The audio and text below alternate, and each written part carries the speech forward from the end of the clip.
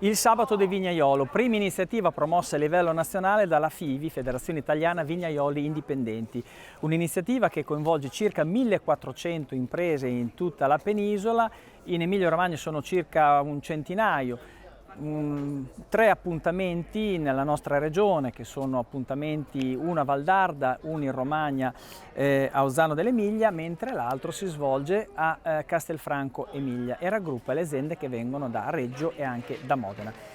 Parliamo di questo evento, qua ci troviamo nell'azienda San Paolo, è un'azienda vinicola e fa parte anch'essa di questo gruppo di aziende di vitivinicoltori indipendenti. Hermes Pavese è uno di questi vignaioli indipendenti che non è del territorio emiliano-romagnolo ma è consigliere nazionale della FIVI. Allora, il significato di questa iniziativa è che raggruppa un numero importante di imprese che fanno una filiera chiusa, nel senso che producono l'uva, vinificano e commercializzano in maniera autonoma.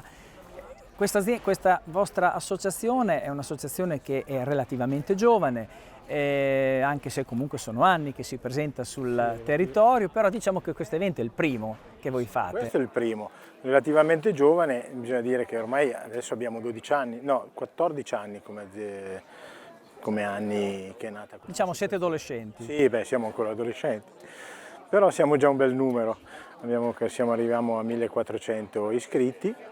Come dicevamo prima, questo è un secondo evento, perché il primo evento vero e proprio che abbiamo come associazione è il mercato di Piacenza che facciamo a fine novembre. Questo è nato per dare la possibilità a tutte le aziende che magari non partecipavano al mercato per vari motivi, perché magari non avevano vino, perché sono un po' più piccoline, allora di fare un evento nel territorio per far conoscere a tutti le varie aziende che ci sono, però in più, oltre ad avere i produttori del territorio, hanno anche invitato delle aziende di altri territori, quindi per fare anche un po' di pubblicità a loro, del loro territorio, però di tutte le altre regioni.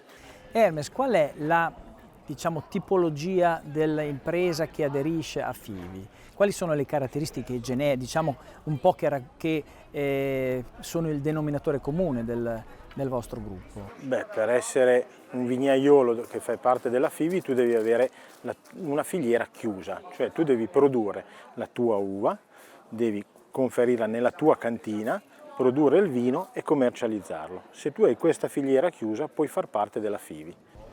E queste aziende sono aziende che hanno anche delle diversificazioni, quindi c'è chi magari è biologico, chi invece è convenzionale, quindi raggruppa tutte quante le raggruppa. No, quello sì, senz'altro, perché ci sono aziende che sono biologiche, come dicevi tu, convenzionali, senz'altro ci sono varie caratteristiche. Noi non guardiamo la qualità, però tu devi essere un'azienda a filiera chiusa, quella è la parte importante per far parte di questa federazione. Qual è la regione che più raggruppa gli aderenti a FIVI? Ce n'è uno in particolare che ha più vignaioli? Che ha più vignaioli adesso abbiamo il Veneto, la zona del Veneto e la zona della Toscana, che sono i numeri più alti. Tu vieni dalla Valle d'Aosta, una regione che ha dei vini importanti e recentemente tra l'altro è stato costituito un consorzio che prima non esisteva.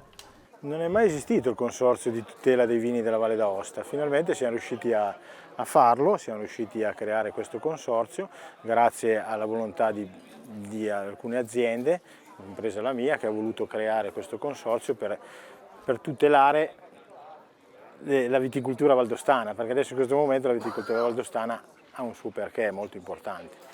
Quali sono i problemi principali che riscontrano le vostre aziende? Il fatto comunque di essere produttori, quindi agire in campo per poi arrivare in cantina e per poi portare al consumatore il vostro prodotto. Ecco, la federazione è nata proprio per quello, perché noi lavorando al 100% in azienda, cioè in campo e in azienda, non puoi anche pensare alla burocrazia che è tanta in questo momento, e quindi avendo formato un'associazione del genere ti aiuta a portare i problemi al Ministero. Quindi in questo caso che anche i piccoli possono avere un peso al Ministero è importante. Quindi voi siete anche rappresentati anche a Bruxelles. Noi siamo rappresentati a Bruxelles, soprattutto in questi anni qua, in questi anni futuri abbiamo una bella rappresentazione. Hermes, adesso facciamo 2 passi per sentire anche l'opinione di tanti tuoi colleghi.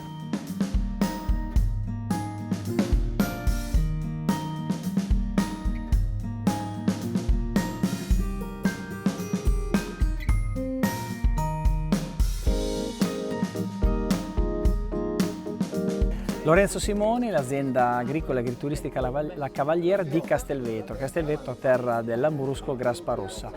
Le aziende che si propongono in questo modo, ma sono anche un contenitore di eventi sportivi, eventi anche ludici, quindi cene in cantina, corse in bicicletta e non solo. Questo è anche un modo di proporre il vino. Sì, noi come azienda siamo stati uno dei promotori a Castelvetro di fare queste iniziative. Siamo partiti già nel 2013-2014 con le cene in vigna, con i picnic in vigna che un po' ci hanno seguito tutto un po' Castelvetro. Poi da quest'anno abbiamo pensato di fare anche attività sportive con e-bike oppure anche una corsa di gravel che va in giro un po' per tutta la provincia. E poi adesso... Ci sono queste attività, ma si beve prima di partire o al rientro della diciamo, o corsa o biciclettata? Dipende dall'atleta. Cioè, ne ho viste un po' di tutte, diciamo. C'è l'atleta, diciamo, che ha voglia di correre, che lo fa dopo alla fine. Ci sono anche quelli che lo mettono dentro nella borraccia di Graspa Rossa. Insomma, una sorta di energia che poi viene immagazzinata dentro la borraccia e durante il percorso viene consumata. Diciamo che lui fa la curva e esce dalla mia azienda, poi dopo non so se fa tutti i 100 km che sono da fare, però ci proviamo.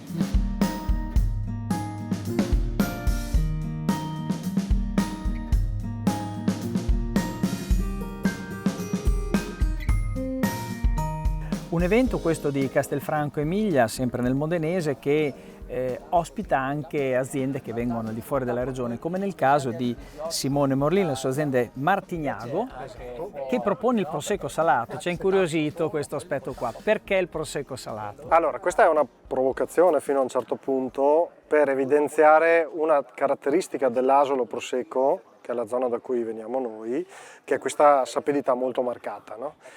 Spesso il prosecco viene relegato a un vino di naso e basta, quindi solo profumi.